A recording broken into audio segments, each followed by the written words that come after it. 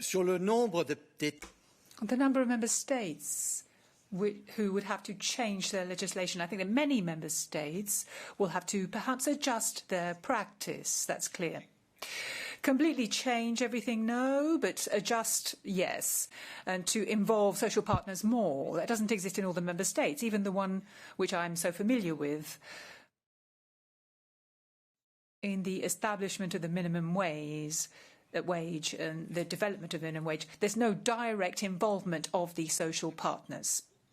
So I think many member states will have to review and possibly adjust their practice and the system they have put in place to establish the legal minimum wage.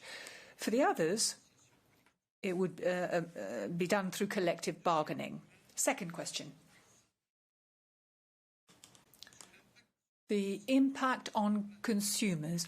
Well, first of all, it wasn't in the directive, it was in a part which tried to measure the economic impact of this measure. That is hypothetical to a great extent. We base ourselves on quite a few scenarios, hypotheses, because we don't know what the immediate impact will be of this directive on minimum wages. It depends on the economic structures of the individual member states. To say now 3/4 of the cost must be borne by the consumers, that would be a scenario rather than a result which depends upon an economic model which would change from country to country.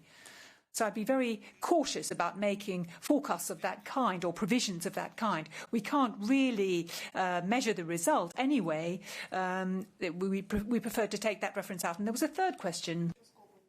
Oui, bon, ça, je crois. Well, that, I think, is perhaps for Vice President Dombrovskis to see as well. Of course, we might have to revise the social scoreboard. In the social scoreboard and in the European semester, we've already had recommendations about salaries and in particular on minimum wage. So I think that the adjustment of the semester is already planned.